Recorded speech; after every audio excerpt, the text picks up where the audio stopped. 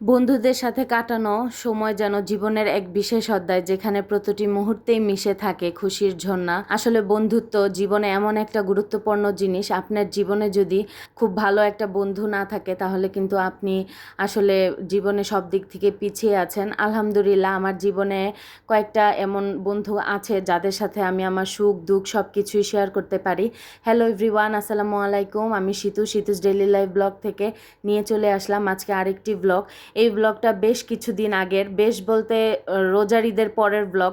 বললাম না, মোবাইলে এত এত মানে ভিডিও জমা হয়ে আছে, আসলে আমি কোনটা রেখে কোনটা দিব বুঝতেই পারছি না। এটা ভেবেছিলাম যে আপনাদের সাথে আর শেয়ার করব না।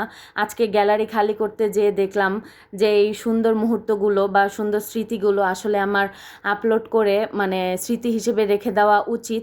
তা না হলে দেখা যাবে ডিলিট করে দিলে তো শেষ, হয়তোবা মনে থাকবে বাট দেখার কিছুই থাকবে না। দেখা যাবে আমার মনে থাকলেও হয়তো বা আমার মেয়ের মনে থাকবে না। তাই ওর স্মৃতি ধরে রাখার জন্যই আজকের ভিডিওটা আপনাদের সাথে শেয়ার করা। তো মা মেয়ে মিলে রেডি হয়ে একটু আয়নার সামনে ঢং করলাম, করে এখন এই তো বের হয়ে যাচ্ছি।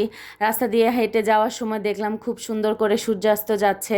আসলে এইসব দৃশ্য সব সময় তো আর দেখা যায় না, কারণ আমি এই সময়টাতে দেখা যায় বেশিরভাগ সময় বাসার ভিতরেই থাকি, বারান্দাতেও তেমন একটা যাওয়া হয় না।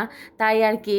তো আমি যেহেতু হেঁটে হেঁটে ভিডিও করতে পারছিলাম না, যেইভাবে অটো চলে আসলে ভিডিও করাটাও রিস্ক হয়ে যায়, তাই এক জায়গায় দাঁড়িয়েছিলাম, ভাবিদের জন্য ওয়েট করছিলাম।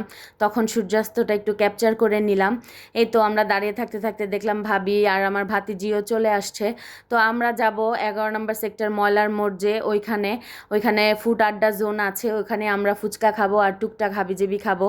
তো এই তো আমার ভাবি আর ভাতিজিকেও দেখিয়ে দিলাম। তো আপনারা সবাই মাশাল্লাহ বলে দিবেন প্লিজ।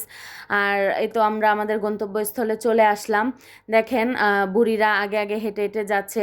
তো এখন আমরা একটু বিকাল করে যাওয়াতে আর কি মোটামুটি ভালোই ফাঁকা ছিল, কিন্তু যেই সন্ধ্যা হয়ে যায় মানে মানুষ দাঁড়িয়ে থাকে এই জায়গায়, মানে এত পরিমাণে ভিড় হয়। আর আমি এখানে এর আগে অনেকবার খেয়েছি এই আপুর চটপটি ফুচকা, সব লাচ্ছি, অনেক বেশি মজা হয়। তাই আর কি এই আপুর এখানে আমরা বসবো। তো আমি আসলে যেতে চাচ্ছিলাম যে আপনাদের সাথে একটু পুরোটা শেয়ার করব, কিন্তু সামনে দেখলাম যে ভিড়, পরে চলে এসেছি।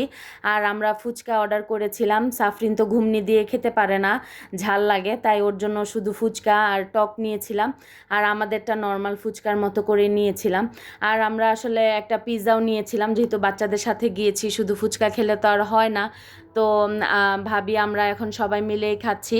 আপনাদের সাথে আজকে অনেক আগের একটা ভিডিও শেয়ার করলাম, আশা করি আপনাদের কাছে ভালো লাগবে। ভালো লেগে থাকলে অবশ্যই কিন্তু লাইক কমেন্ট শেয়ার করে আমাকে জানাবেন কেমন লাগলো।